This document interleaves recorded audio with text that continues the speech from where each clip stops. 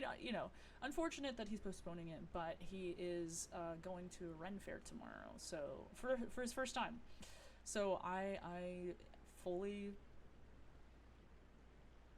excuse me. I hope he enjoys. I went to a Ren Fair a couple years ago.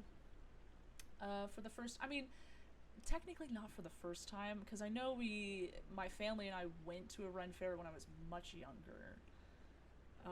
But kind of like the first time as an adult with friends going to see a Ren Fair and just have fun and like fully understanding what it's about, not just like a kid who not just a kid who thinks it's magical and is kind of dragged along and doesn't fully, I don't know, I feel like I did not fully understand what was happening. But that, like, oh, we're in this magical place where history has come alive, which is, there's nothing wrong with that. It's a different experience. It's like experiencing it for the first time with a completely different mindset as an adult, and it was a lot of fun. Chicken was very greasy. Can confirm. I don't know how. I do not know how they get enough chicken legs that are that big. Well, I guess they have to be turkey legs at that point, right? They're not chicken legs. They have to be like turkey legs or drumstick. Yeah. Yeah, they're turkey legs. Cuz they're gigantic. I remember going there. I'd never had my fortune told, and I decided, you know what? And I'm not like a fortune teller person. I don't like that stuff, to be honest. I understand why people do it, like for fear of the future. They just, which is a very normal feeling for anybody. I just never liked that. Same for the same reason I never liked like enneagrams or I don't know, like INFP, INFJ, or ENF, whatever. I don't know all the letters. Um, Same reason, or like horoscopes, or like, oh, your star sign. Same reason I don't like those. I understand why people like it. I understand why people look after it, because I think that people are so uncertain. Like, the future is so uncertain for us that like we look for guidance, the ways that we can. And for me, fortune telling,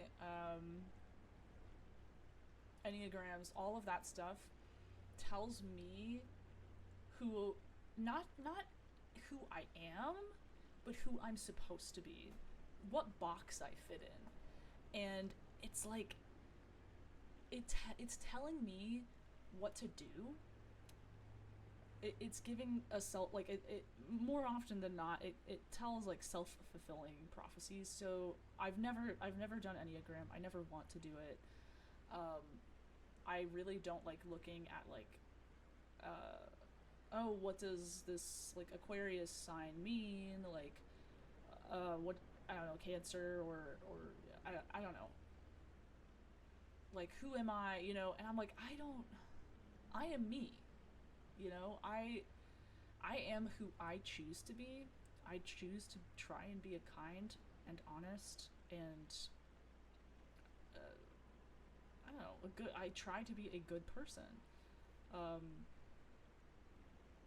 and thoughtful, and no enneagram or fortune telling star sign can tell me that, because I know that that's who I am, because that's who I choose to be. An enneagram is like, oh, if you were born this time, or like if you answer these questions, like, what would you do in this situation? Oh, then you must be a number 8 with a side of 7, or whatever. I don't know. I don't know. I know that it's like a number system, but that's all I know about it. And I'm like, the second that I read something like that, I'm like, oh, it got 70% of this correct, and the other 30% I don't agree with, but if that's the box I fit in, then that's who I must be. Like, even that's like it's a subconscious thing.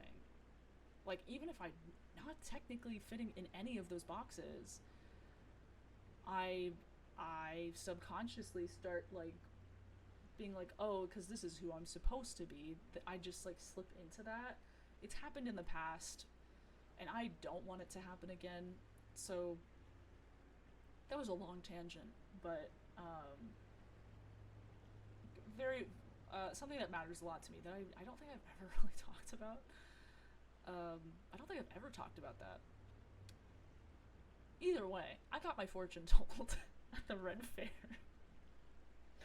because I was like, I'm here. I know that this fortune teller probably doesn't know anything about me, doesn't know who I am, doesn't at all, and they're probably going to be completely wrong about everything. But for the fun of it, we're in a Ren Fair. I decided I'm gonna get my fortune told and just see what happens because I'd never tried that before. And I sat down and she reads my palm and she's like, "Oh, you may ask me a question." Oh no, wait. Because there were a couple of different things that I did. I did a palm reading, uh, and she was like, "You are going to find the love of your life within a year and a half." I was like, "Oh, okay, very interesting." As an asexual person, that she didn't know that. She's like, "I see you've seen much suffering, which is very, which I feel like is not a hard thing to tell. I think I have like a kind of a sad face. Like my thinking face is very just like I look really sad when I'm thinking hard. That's just the way I look. Um, I mean, I have suffered a lot, but uh, it was also like, I don't know. I wear my heart on my sleeve, so I feel like that wasn't a difficult thing to say. Yeah, she's like, you will find the love of your life within a year and a half. I'm like, oh wow, okay, I'll keep track of that. I'll hold you to it, and I'm sure you'll be wrong. I didn't say that, but I'm like, okay, I don't think that's gonna happen. And then she's like, uh, your family will get into some legal trouble or something. I'm like, oh, is has one of your family members gotten into some legal trouble? And I looked at her like, no, no, what? Like, no, not that I know of. And she's like, you're going to make a very big purchase very soon, and your financial security will look up. And I'm like, okay, so these are like very blanket statements that mean nothing. And then she's like, okay, you may ask me one question before you go. And I knew that like most people would ask like, oh, what will my love like look like, or love life look like, or what will so and so like, what will happen in so and so time, or will I get the job I'm looking for, or something like that. Like, what do you see in my future, like job wise? Like, what job do you think I'll be doing in a year, or whatever, I don't know, some like typical question. And I asked instead, I tried to think of a really interesting question, which was, what is the best advice that you have ever been given? And she was like, what? I threw her off. So she's like, what? She got thrown off so badly. And I was like, what is the best piece of advice that you have ever been given? And then she was like, huh? and then I just like rephrased it. I was like, "Hey, what's the best advice that you?" No, no, I don't know. I did not rephrase it, but I think that she took it as like, "What's the best piece of advice that you would give?" Is how she. Oh yeah, no, no, that's what it was. She repeated what I said. And she's like, "Oh, what's the best piece of advice I could give?" And I was like, "Well, no, that's not what I asked." But then she just went on with it. And she said, you know, be happy, be yourself, be confident. And I'm like, okay, thanks. And I spent like $40 on that and got nothing out of it. I'm like, okay, sure. And like, I'm a spiritual person. I, I'm a Christian. I just,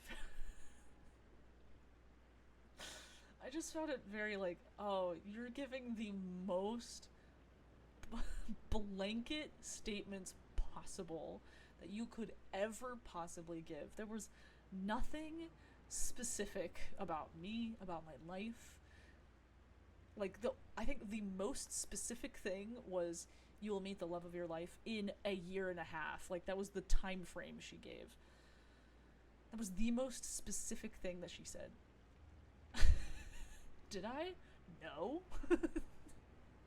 That was uh almost 3 years ago now. Um, so I, you know, yeah, that was my one experience getting my fortune told. Yeah, that's how it goes.